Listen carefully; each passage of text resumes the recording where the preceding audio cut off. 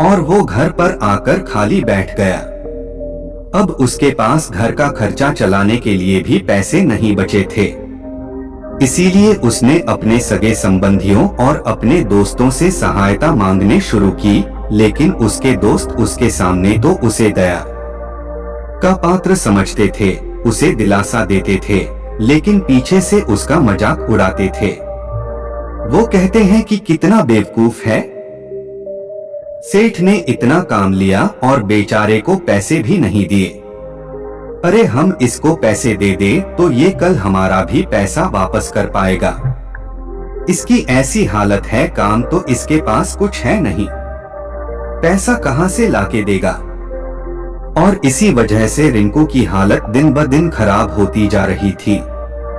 अब वो दिन रात तनाव में रहने लगा था।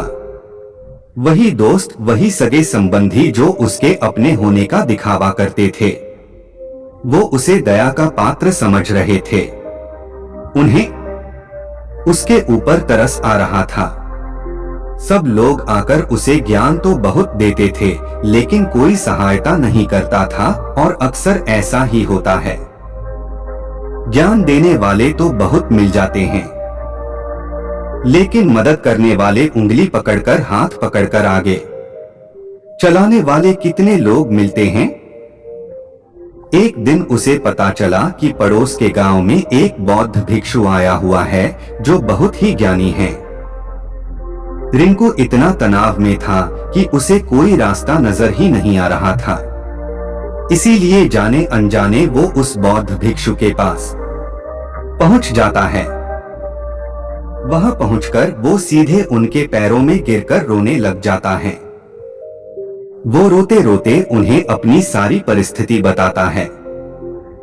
उसे बताता है कि किस तरह उसके सेठ ने उसका फायदा उठाया और उसके सगे संबंधी उसके साथ कैसा व्यवहार रखते हैं।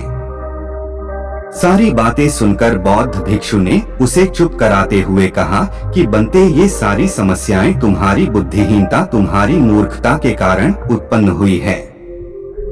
अगर तुम्हारे अंदर विवेक होता तो इनमें से एक भी समस्या तुम्हारे चित्त को दुखी नहीं कर सकती थी, लेकिन तुमने अपने अविवेक के कारण, अपनी मूर्खता के कारण खुद ही अपने रास्ते में कांटे बिछा दिए।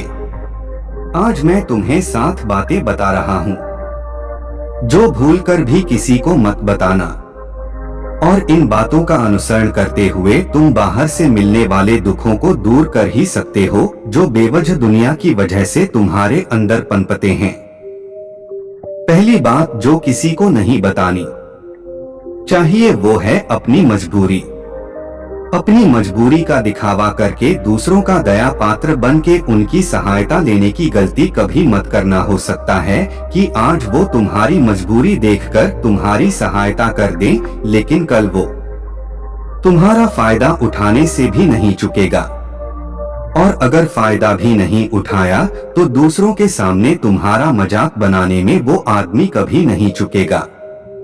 इसीलिए कभी भी अपनी मजबूरी का दिखावा मत करो।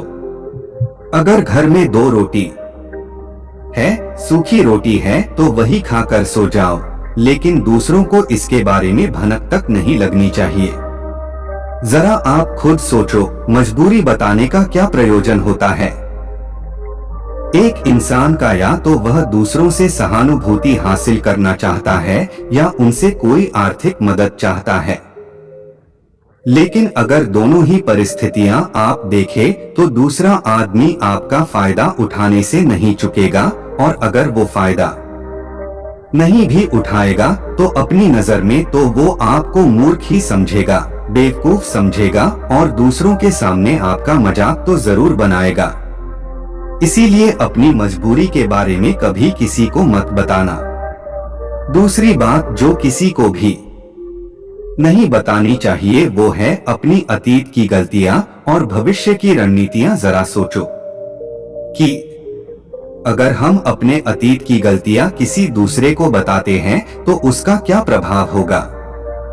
वो गलतियां ठीक तो नहीं की जा सकती, जाहिर है, तो उन्हें बताने का क्या प्रयोजन है जाता है।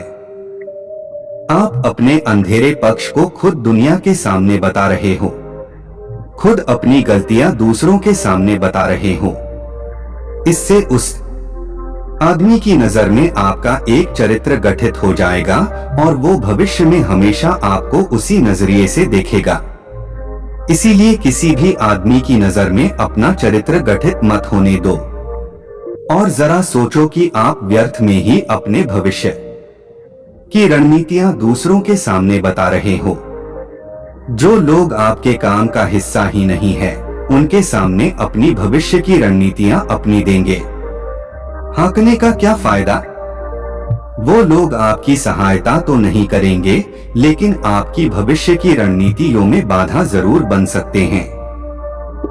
आप खुद अपने विवेक का इस्तेमाल करिए और सोचिए कि आपके साथ भी ऐसा हुआ है कि आपने अपनी भविष्य की रणनीति किसी को बताई हो और वो कामयाब ही ना हुई हो, जरूर हुआ होगा।